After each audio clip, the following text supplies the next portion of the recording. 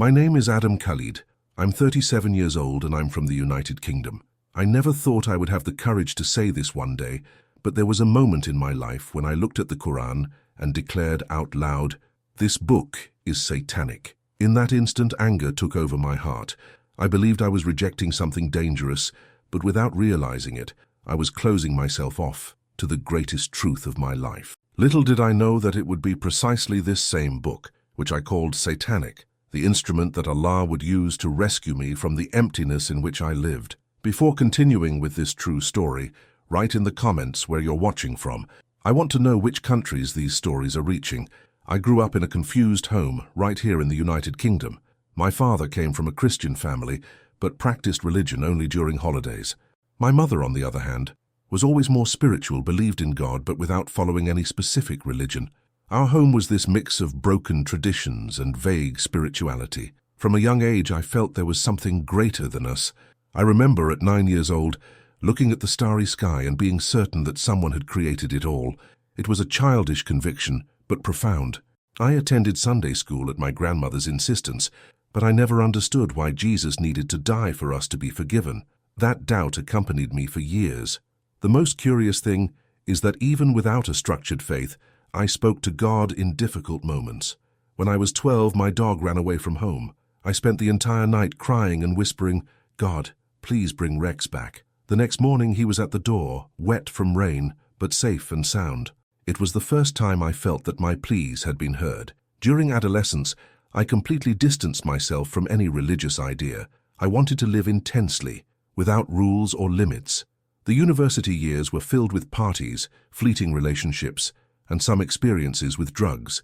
Nothing serious, but enough to make me feel I was living life. And so I continued, vaguely believing in a distant creator, but without any commitment to any faith. It was comfortable that way, or at least I thought it was. It was about 2 years ago that everything began to change. I was walking through a shopping mall when a man with a long beard and traditional clothing offered me a free Quran. Normally I would have refused, but something made me accept it. Perhaps it was just politeness, or perhaps, well, now I know it was Allah's plan beginning to unfold. I took the book home and placed it on the shelf, along with others I had never read. There it remained for weeks, gathering dust. Occasionally my eyes would fall on it when I passed through the living room, but I moved on, too busy with work and everyday problems. Until one night of insomnia, I decided to leaf through it. Let's see what these Muslims preach so much about, I thought, with a mixture of curiosity and prejudice. I opened to a random page and began reading about the punishments for unbelievers. The text seemed harsh, frightening. I closed the book forcefully, feeling an inexplicable unease. The following morning, during coffee, I commented to my wife, "I started reading that Islamic book yesterday. It's scary. Seems like something from the devil. It only talks about punishment and condemnation." She shrugged, accustomed to my impulsive comments, but I continued, becoming increasingly agitated. "Seriously, Lisa, this book is satanic. How can anyone believe this? These people are crazy or manipulated." I spent the entire week bad-mouthing the Quran to whoever would listen. At work, with friends at the pub, even to the pizza delivery guy who happened to be Muslim. I was on a personal crusade against a book I had barely read. I even thought about throwing it away, but something prevented me. Every time I approached the trash bin with the Quran in my hands, a strange hesitation overtook me. It was as if an inner voice whispered, "Not yet, Adam, not yet." And so the book returned to the shelf, closed but not forgotten. Even rejecting with all my strength what I thought it represented, something inside me asked to return, to give it a second chance. A silent call that I tried to ignore, but that grew stronger each day. At that time, my life seemed to be falling apart slowly. The 15-year marriage was in deep crisis. Lisa and I barely spoke, except to argue about bills or about raising our 2 children. We slept with our backs to each other, like strangers sharing a bed. At work, things weren't any better. The construction company where I worked as a project manager was facing financial problems, and rumors of mass layoffs were constant. I arrived home every day with a tension that felt like a knot in my chest. I began drinking more than I should. I wasn't an alcoholic, but 2 or 3 beers a night became part of my routine to relax.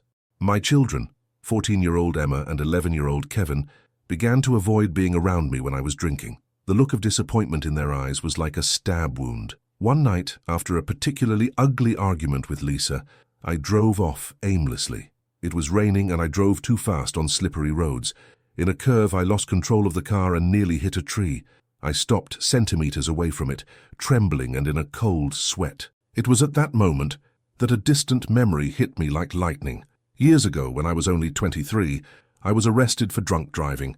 I spent just one night in jail, but it was enough to terrify me. I remember kneeling on the cold cell floor and making a promise. God, if you get me out of here, I promise to seek the truth about you and live according to it. I was released the next day, paid the bail, and the promise was forgotten until that rainy night, 14 years later.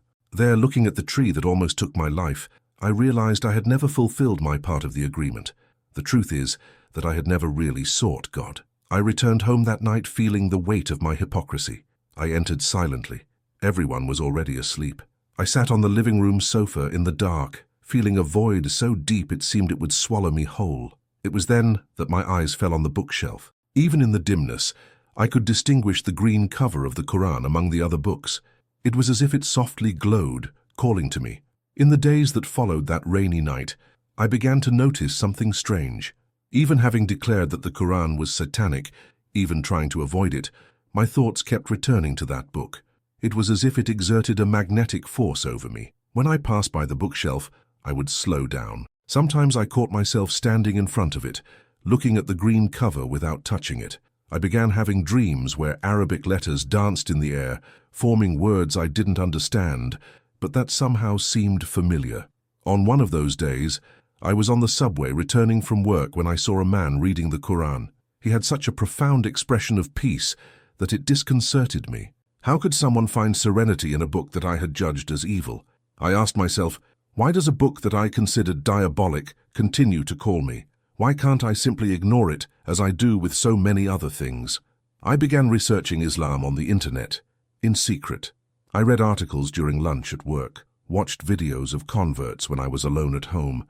I didn't tell anyone about this growing curiosity, as if it were a shameful secret. Lisa noticed something was different. "You've been quiet lately," she commented one night. I shrugged and muttered something about stress at work, but the truth is that I was in conflict. Part of me wanted to completely reject that silent call, bury it under layers of denial. Another part, however, yearned to understand, to discover what was in those pages that both attracted and frightened me at the same time. I remember one particular afternoon. I was alone at home. Everyone had gone out. I sat in the living room armchair and stared at the bookshelf for nearly an hour. This is ridiculous, I thought. It's just a book. Why am I so afraid? Finally, I got up and took the Quran. I held it in my hands for a few minutes, feeling its weight, running my fingers over the cover. I didn't open it. I wasn't ready. But I knew, deep in my heart, that something was about to change. That one day, not too distant, I would find the courage to truly read those words. And that day would come sooner than I imagined. It was on a Tuesday. I remember it well because it was my day off and Lisa was working. The children were at school, and I had the house to myself. I woke up in a terrible mood. The night before, Lisa and I had argued again, and the harsh words still echoed in my head. I spent the morning trying to distract myself. I turned on the TV, but nothing interested me. I tried to read a detective novel, but couldn't concentrate. Anger and boredom mixed, creating a bitter cocktail of emotions. Around noon, I sat in the living room and looked at the bookshelf. The Quran was there, as always. Without thinking much, I got up and took it. Let's end this once and for all, I thought. I wanted to read and confirm to myself that it was all nonsense, that there was nothing special about that book. I sat on the sofa and opened the Quran to a random page. My eyes immediately fell on a verse that was translated into English at the bottom of the page. It was Surah 81, verse 25, and there it was written, "And this Quran is not the word of an outcast devil." I felt as if the air had been sucked from my lungs. The book responded exactly to the accusation I had made. I had called it satanic, and it, as if it had a life of its own, responded that it was not. I read the verse several times, incredulous. This couldn't be a coincidence. Of all the pages, of all the verses, my eyes had found precisely the one that directly responded to my hasty judgment. I let the book fall into my lap and covered my face with my hands. I felt hot tears streaming between my fingers. They weren't tears of sadness, but of deep recognition, of an awakening. It was as if a veil had been lifted from my eyes. I spent the following hours reading the Quran with a new perspective. The words that before seemed harsh now revealed their wisdom. The warnings that I had interpreted as threats, I now understood as guidance from a merciful Creator to His beloved creatures. When Lisa and the children arrived, I was still in the living room, surrounded by notes I had made. I tried to act normally, but something had changed within me. From that day forward, there was no way to escape. I knew I had found something true, something I needed to explore more deeply. The seed of faith had been planted, and nothing could prevent its growth. In the weeks following that transformative afternoon, I experienced an internal turmoil. On one hand, each page of the Quran I read seemed to speak directly to my soul, answering questions I didn't even know I had. On the other, there was the weight of a lifetime of conditioning. I grew up hearing about Jesus, about salvation through faith in Him as the Son of God. Even not being a practicing Christian, these ideas were deeply rooted in me.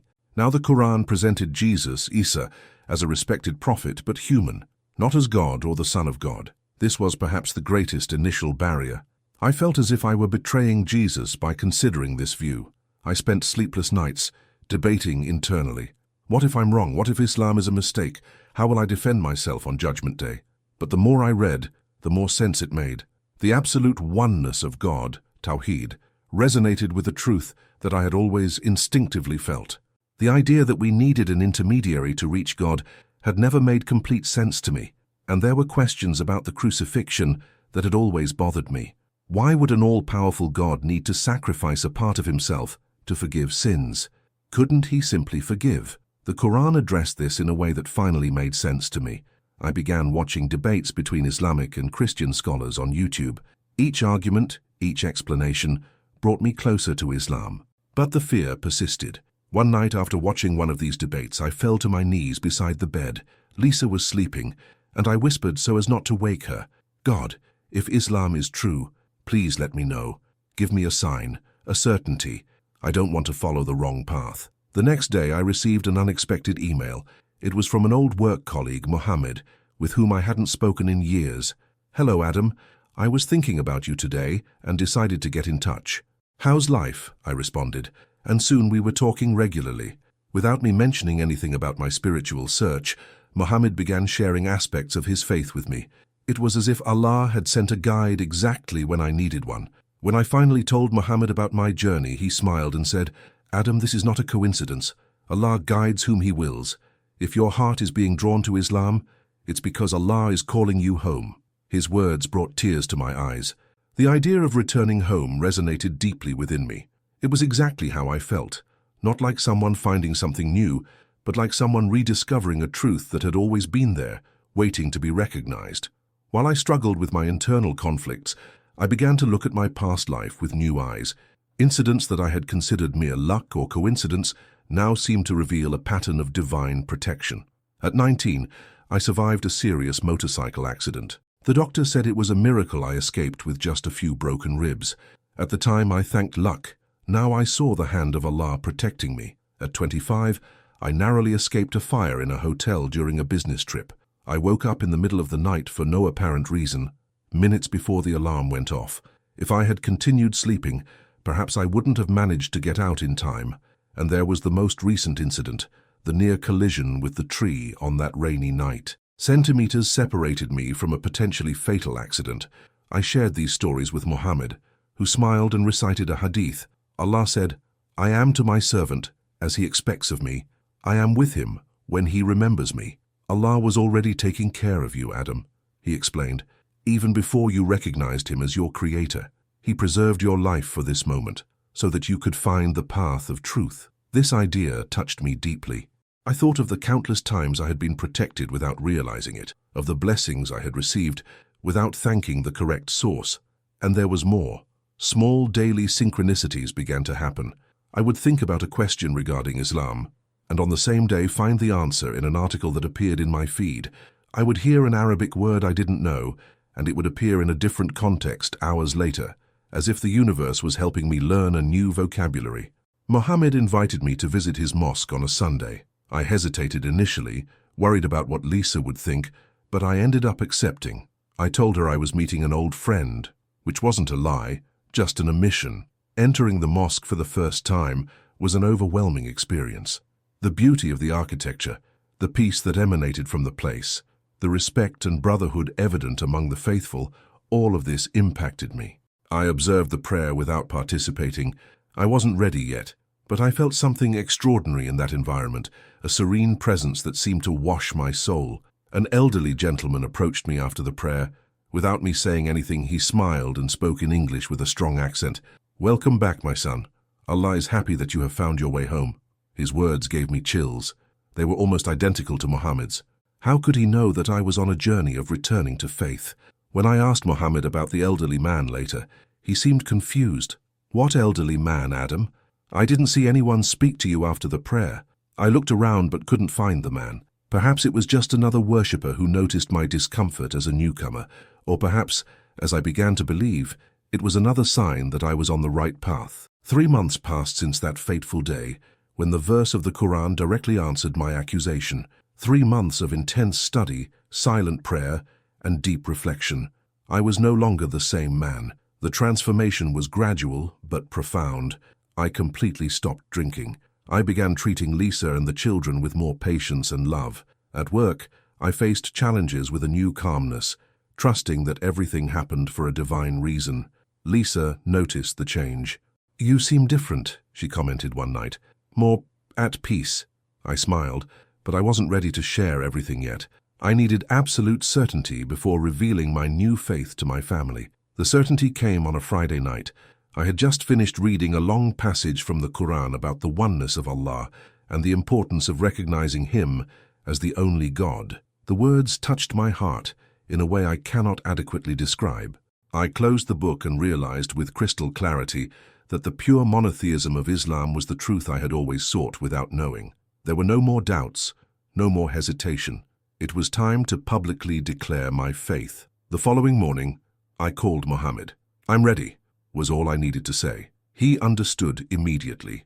That afternoon, I entered the mosque with a different purpose. This time, it wasn't as an observer, but as someone returning home after a long journey. Muhammad introduced me to the Imam, who smiled gently upon hearing my story. "Allah guides whom He wills," he said, repeating the words I had heard before. "And today, my brother, you are responding to His call." Surrounded by Muhammad and 3 other Muslim brothers, I repeated the words of the Shahada, "Ashhadu an la ilaha illallah, wa ashhadu anna Muhammadan Rasulullah." I bear witness that there is no deity except Allah, and I bear witness that Muhammad is the messenger of Allah. The words came easily, as if my tongue had known them for a long time. I felt a wave of peace envelop me. Tears flowed freely down my face. The brothers embraced me, welcoming me to the Ummah, community of Muslims. That moment marked the end of a search and the beginning of a new journey. I had finally found the truth that my heart had always known existed, but my greatest test was yet to come, within my own home. The path back home that day was both joyful and tense. I felt light, reborn, but concern about my family's reaction weighed on me. How to explain to Lisa that her husband was now a Muslim? How to tell my children that their family life would change in ways they might not initially understand? I decided not to hide anymore. When I arrived, I gathered everyone in the living room. Trembling slightly, I told them about my journey over the last few months, about the verse that had changed everything, about the peace I found in Islam. The initial reaction was exactly what I feared. Lisa turned pale, then red with anger. "You're abandoning your faith. You're abandoning Jesus," she asked, her voice trembling. I explained that I wasn't abandoning Jesus, but finding a different understanding of Him. That in Islam, Jesus is deeply respected as a great prophet, not rejected. Kevin, my 11-year-old son, seemed confused. Emma, at 14, was visibly disturbed. "Dad, does this mean you think we're going to hell now?" she asked, tears in her eyes. That question broke my heart. "No, my love," I replied, hugging her. "It only means that I found a path that makes sense to me. Allah is merciful and just. He judges each person by what is in their heart." The following weeks were difficult. Lisa and I argued a lot. She feared that I would become extremist, that I would try to force her to convert too, that our family would be destroyed. I tried to show her with patience and love that the Islam I discovered was of peace, not imposition. The change began subtly. Lisa noticed that I no longer drank, that I was more present for the family, more patient with the children, more willing to help at home. that I got up early to do my prayers instead of staying in bed until the last minute. One morning, I found her observing me while I performed Salah, prayer. When I finished, she was crying silently. "What's wrong?" I asked, concerned. "You are different," she replied. "Better, more complete. I've never seen you so at peace as you are now." It was the beginning of an opening. Lisa began asking questions about Islam. Not hostile questions, but genuinely curious ones. I asked Mohammed to recommend a Muslim female friend to talk with her, someone who could answer the feminine doubts she might have. Surprisingly, it was the children who adapted more quickly. Kevin was fascinated by the stories of the prophets in Islam. Emma, after the initial resistance, began researching on her own, impressed by the role of women in the early days of Islam, so different from what she had imagined. 6 months after my Shahada, what I barely dared to hope for happened. Lisa approached me one night, after the children went to bed. "I've been thinking a lot," she said, sitting beside me. "I've observed your transformation. I've seen how Islam brought peace and purpose to your life, and I have a question." My heart raced. "What? How do I say those words? The Shahada?" Tears came to my eyes. I hugged her tightly, silently thanking Allah for His infinite mercy. The following week, Lisa pronounced the Shahada in the same mosque where I had declared my faith. The children were with us, watching with bright eyes. 2 months later, I received an unexpected phone call. It was my mother, who lived in another city and with whom I spoke only occasionally. "Adam," she said, "I've observed the change in you through our conversations, the peace in your voice. I want to know more about this faith that transformed my son." Once again, I felt the infinite mercy of Allah. He not only guided me to the truth, but was using my journey to guide those I loved. My father, unfortunately, remains distant. Divorced from my mother for years, he rarely maintains contact. But I continue hoping and praying that one day Allah will open his heart too. Today, 2 years after that moment, when I called the Quran Satanic, my life is unrecognizable. Not because I changed who I essentially am, but because I finally became who I always should have been. Our home is now an Islamic home. We pray together 5 times a day. We fast during Ramadan. Lisa wears the hijab by her own choice, proud of her newly discovered faith. The children attend classes at the mosque on weekends, learning Arabic and memorizing the Quran with an ease that impresses me. My mother converted 6 months ago, finding in Islam the peace she sought throughout her life. We continue praying for my father, trusting in Allah's mercy.